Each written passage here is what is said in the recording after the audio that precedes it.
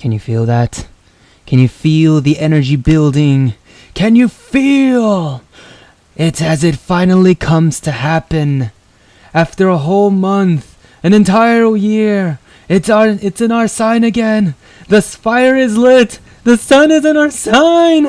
The torch has been set ablaze, and the witches are on the move. But what does it mean? What does it all mean? It's time to go Super Saiyan. Sagittarius is out there. It's time to go Super Saiyan. Welcome to your astrological forecast for today, November 22nd, Wednesday. Now, I realize I've been doing the intro a little bit wrong last couple days. Apparently, I don't know what days Mondays and Tuesdays are. So today, yes, is the 22nd. It is Wednesday.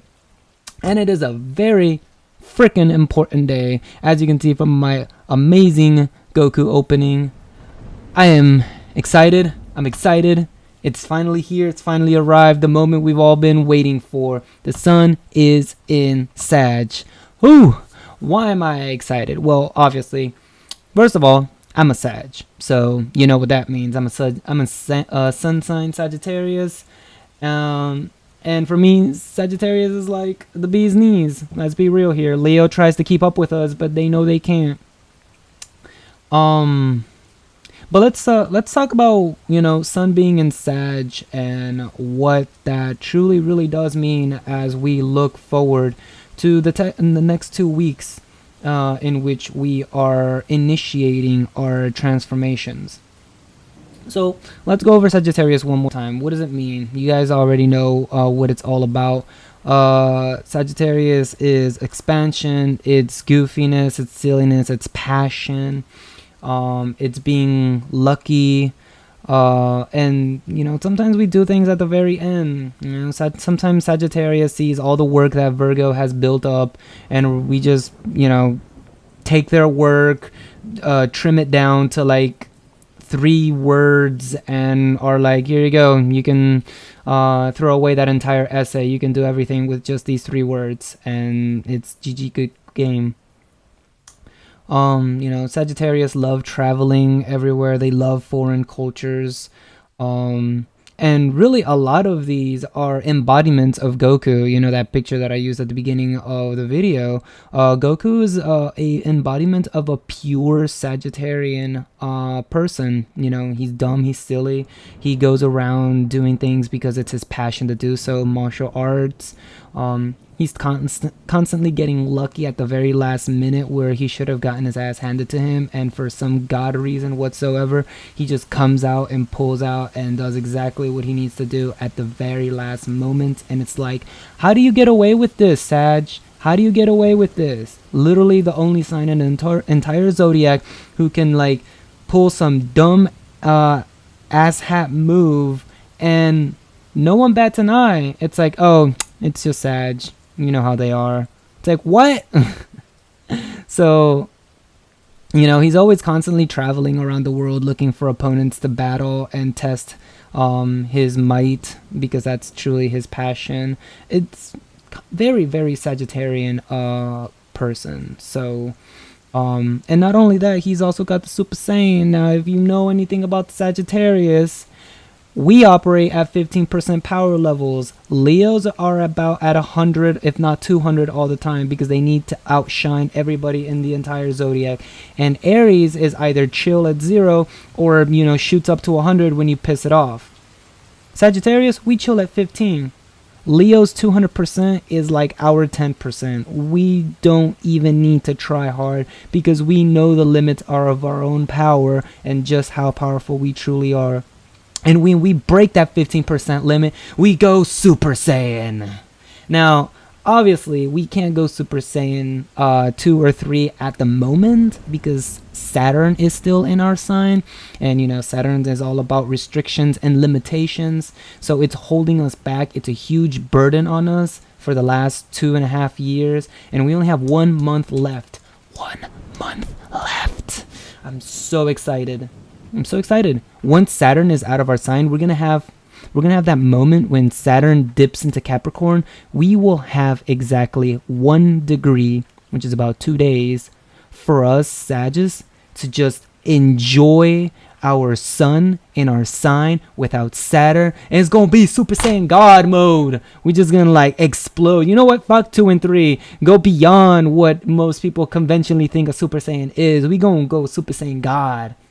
We're gonna feel that power level. Saturn's finally gonna be lifted off of us. We're gonna be like, "Aye, Leo, you wanted to see our power level. You wanted to see this power level. Let me show that North Node. What's up?" And just explode in energy and show you what a god is all about.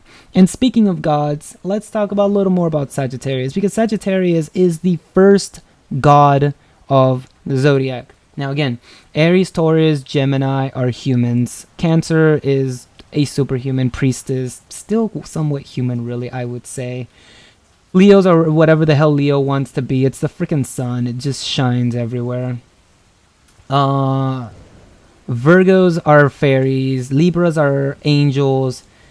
Scorpios are demigods. They aren't quite gods. That's why they always lust for power, because they see the power of gods and they want it, but they're just a demigod. Sagittarius is the first true god. And to not leave you hanging, Capricorns are earth goddesses, whereas Sag are fire sky gods. Aquarius are aliens, because why the hell not? They act like it half the time. And Pisces can be whatever the hell Pisces truly wants to be. It's spirit itself. It is energy itself. That's why half the time they're not even around us. They're just off in their own little delusions.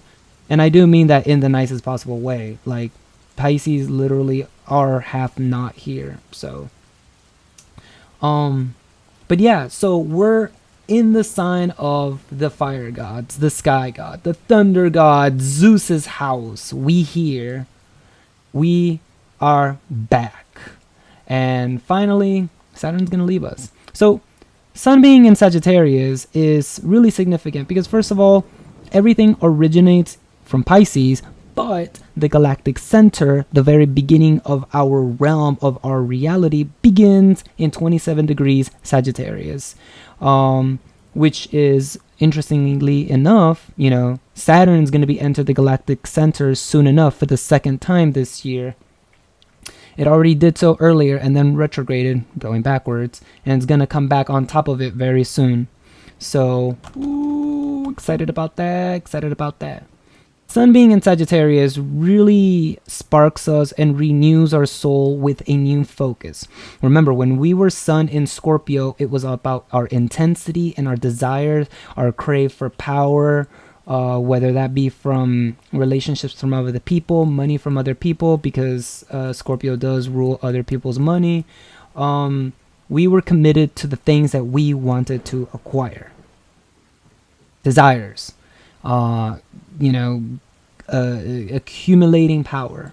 But moving into Sagittarius, we move away from all that. We shift our perspective from there, and instead we focus on the higher realms, on the things that we can't necessarily see with the naked eye, because remember, Sagittarius is all about the third eye. They can see magic. Sagittarius sees magic, sees aura. Why do you think Super Saiyan has that aura blazing around them? That's what we are able to perceive. So we can see spirits, deities, gods, higher selves, spirit guides, and the flow of energy itself. Whereas Sagittarius speaks it. They commune with the higher selves, and they deliver the messages. Very interesting. And of course, you got Virgo squaring the two of us, making sure that what we say is actually true. And then Pisces squaring us off on the top, making sure that we are truly connected to what we're supposed to be connected to. So, having Sun in Sag right now is really about seeing the bigger picture in things. You guys know about this. Sag is about the big picture. Why do you think Gemini are always stuck in drama? It's Gemini, Leo, and Virgo. Hashtag petty gang. Hashtag drama llamas. They are always stuck on the mundane, physical things. Gemini just wants to talk to people. Leo just wants to be the best. And Virgo needs to critique the hell out of everyone. So, on the opposite sides, we have Sagittarius, who's all about seeing the big picture and everything. We have Aquarius, who literally just wants to be friends with everyone. Let's just be real here. And Pisces doesn't give a shit about reality. But being in the sun sign of Sag really reignites us with that courage to go beyond our limits, go beyond what is conventionally known as a Super Saiyan and Super Saiyan Ascended, right? That 5 minute screaming of Goku going into Super Saiyan 3. Go beyond the confines of what people think is limits, whether that be physically, mentally, spiritually, or even in your way of thinking. It's going beyond. It's understanding the mechanisms behind this creation we call life, and really just moving away from earthly desires, moving away from Scorpio, moving away from those possessions that we want so much, and moving to a realm that is truly of the gods, of spirituality. So what does that mean in the grand scheme of things moving forward for the next 2 weeks? Because I did tell you guys on Monday and Tuesday that Wednesday was going to be a very big day, didn't I? Sun was around here during Sunday, moved over here on Monday, came here by Tuesday, and still, now here by Wednesday. It's going to be entering Aquarius by Thursday. So let's take a look at this. The moon is a catalyst for change. And I do mean that in every regard, because I initially had said that Scorpio new moon in Scorpio was a big catalyst for change. And I meant it. While we were in Scorpio, we had the earthly desires of the changes that we wanted to enact in our lives. Now that we're moving into Sagittarius, we're becoming aware of the bigger picture of the meaning of those changes. If you hadn't already known them because of Mercury spilling the beans, if you hadn't come into the instinctual awareness of them with your moon as it transited to Sagittarius, you're going to become well aware of it through your soul. Your soul will become aware of why the changes that are going to be coming are so significant and so important. So Sagittarius, revealing the truth to us, empowering us to be able to tackle that which Scorpio already began, and truly reaching a new level of ascension of power for us as we move forward through the zodiacal chart. So now that the moon is in the later degrees of Capricorn, early degrees of Capricorn, we were planting our seeds. We were making sure that the awareness that we came into during Sunday and Monday, we were going to begin planting on Tuesday and making sure that they can stay well grounded through Wednesday and Thursday. Wednesday, as I said, is, the big focal point because of several reasons here. The first I want to talk about is that catalyst of change that I mentioned earlier. Whenever the moon is making very specific aspects, certain events occur. And right now, it's 19 degrees, about 2 degrees away from Juno and 2 degrees away from Pluto. This right here is the catalyst of change. Why? Because Pluto is the sign of transformations, as we talked about.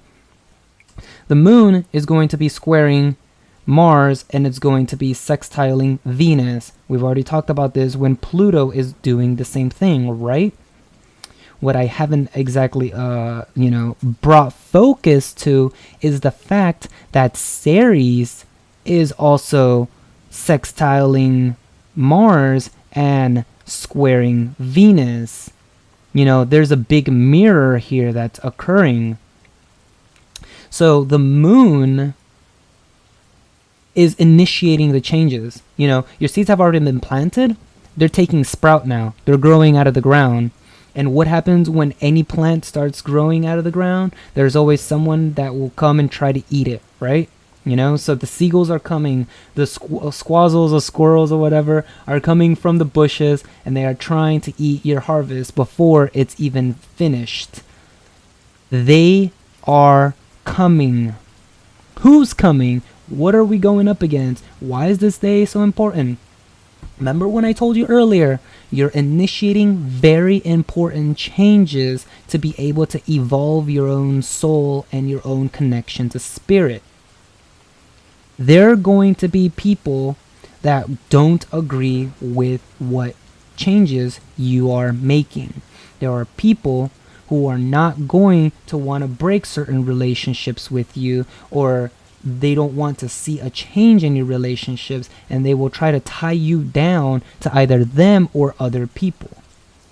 They are trying to, feed on the fact that your Mars is in Libra right now, and that we don't have necessarily the energy to move forward. But it's been squaring Pluto, and it wants change. It doesn't want the same shit that it's been having. It wants to become strong, and that's why it's on the path to Scorpio, which is one of its main houses, ruling houses. The other is Aries, and the primary one is Scorpio.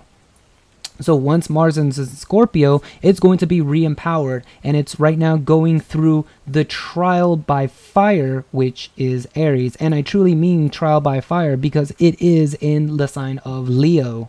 So, we've talked about this on the during the new moon, and we're going to go ahead and bring it up right now. What is Ceres? The one of the 4 asteroids on the mandala. Ceres is truly the great mother. She gives birth.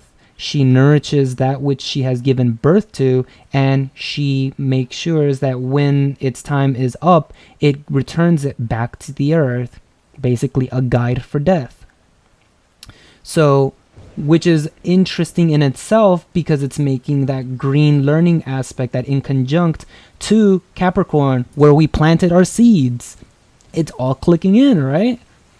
So, we are literally going to go by a trial by fire as people begin to attack our characters, begin attacking our changes, our decisions. They're going to be like, nah, man, you can't do that. That's not right. You shouldn't be leaving her like that, or you shouldn't be dumping him like that, or, we're your only friends. Like, where are you going to go? And all that stuff. We backed you up all this time. We were your primary support, and now you're just going to leave us like that? There are baggages that perhaps once you were a part of and you felt like this is where I belonged, but you have grown since then. Internally, we have all been going through a process of personal growth, and we're realizing that the people around us are no longer the type of people that we want to be around anymore, because they no longer fit the ideal of our life.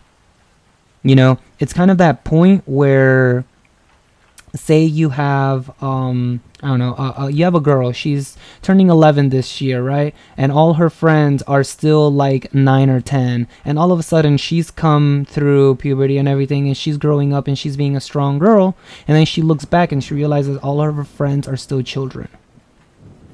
She's like, but I'm grown now. Like, I got boobs coming out and everything, and these little kids are all running around without any shoes or socks on and just playing in the mud and stuff. And you're like, no, I have people that I need to go be with. I'm part of communities that I now have to associate myself. I can't be hanging around with you guys anymore, And what are they going to say? Oh, why don't you play with us anymore? Yeah, do you think you're too cool for us now? And they're going to be attacking your character. You need to move on.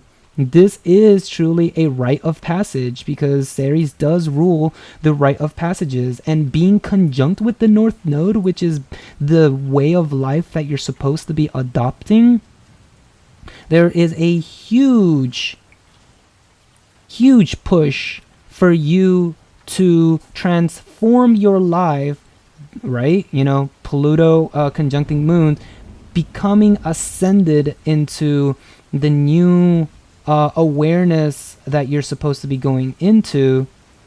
And this trial is basically going to be, are you willing to defend yourself? Are you willing to defend your crops? Are you going to stand up for yourself? Is this something that you are going to nurture? Or are you going to let yourself, fall down to the South Node? Are you going to let your friends, right, Aquarius, dictate what you should be doing? Or are you going to move passionately with the things that you want to do? South Node is an Aquarius. Like I've said this before, the South Node is Aquarius.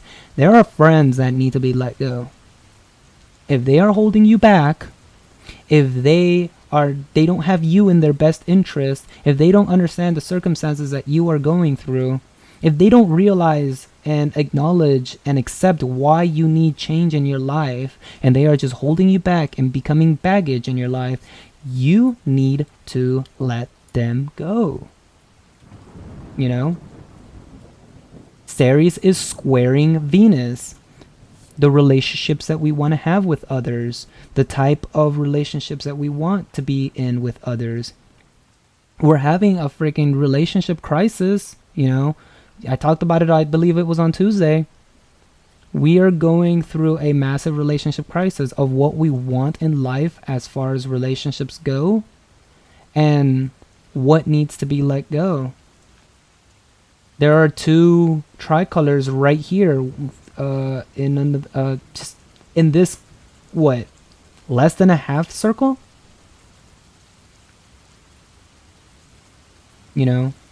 Learning how to get your strength, transforming it so that you can make use of that strength towards the goals that you need to do in life so that you may become successful.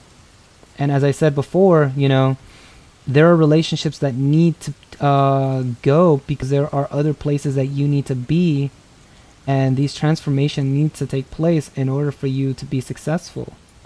Like,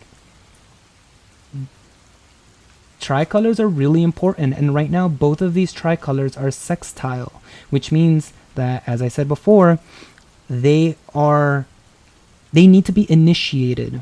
They need to be initiated. You need to take this step forward.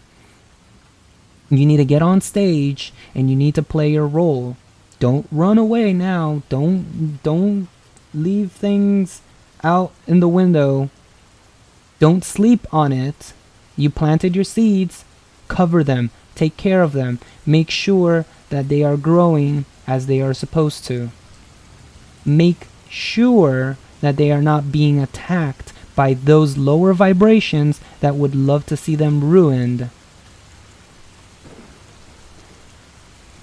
This is a time for you to make sure that you are standing up for the ideals and the principles that you believe in, that you realize, because you've already realized that change needed to happen, a transformation has to occur. You've become aware of why this transformation is so important, and now it's time to make sure that no one stands in your way during your time for ascension.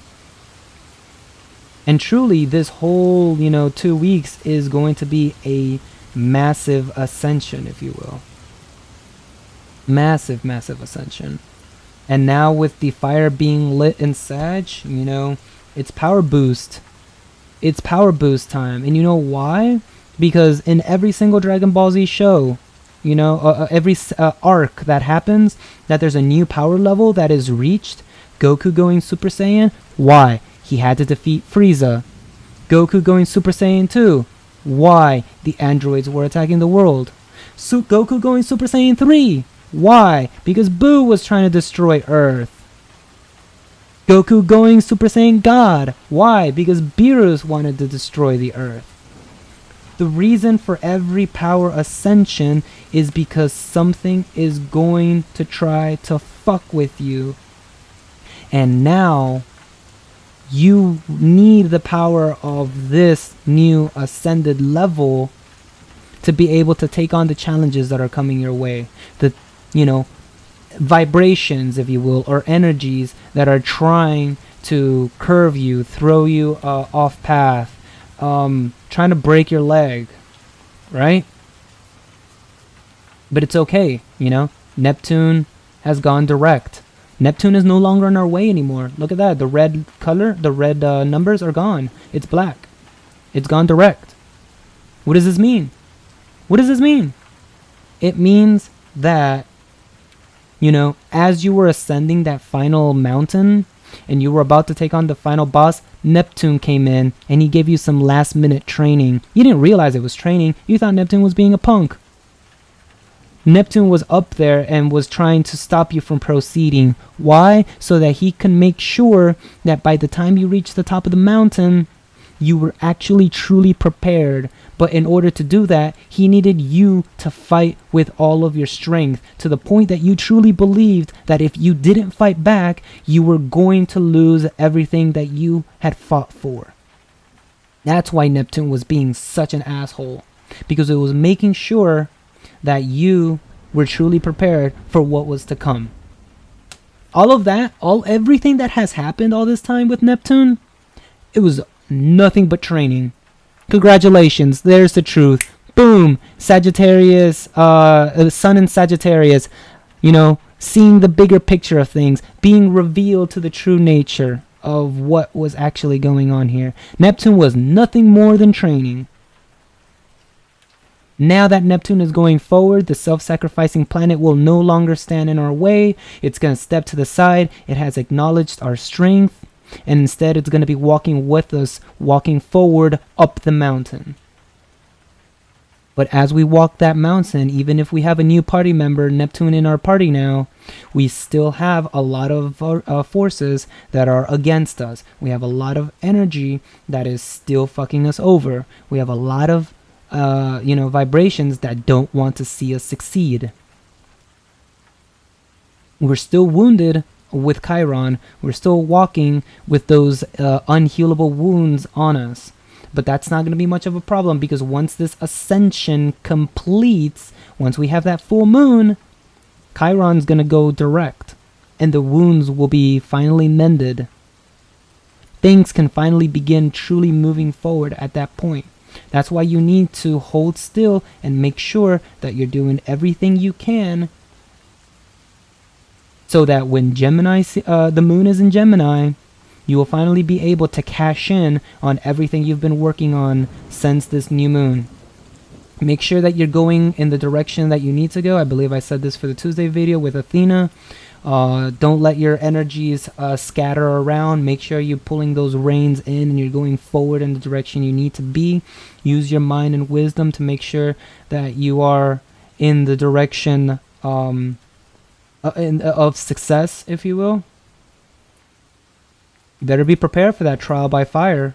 I'm telling you, Wednesday, you guys are going to get a pop test coming in. A pop test.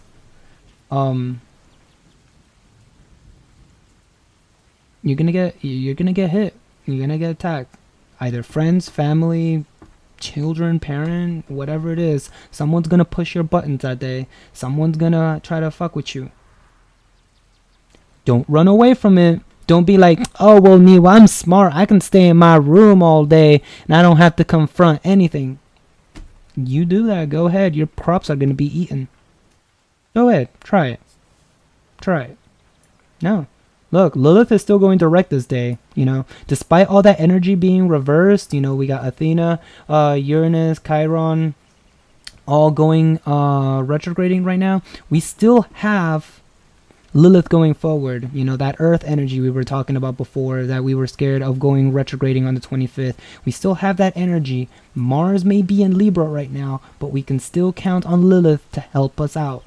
We can still count on Lilith to provide us with that power and authority to be able to move forward and succeed in the tasks that we have set forth, so that our transformations into a higher self are truly complete.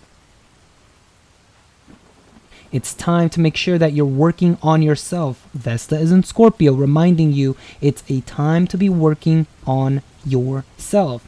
Jupiter is making an aspect to Lilith, even though I don't have it on here, making sure that we have an abundance of power as we move forward.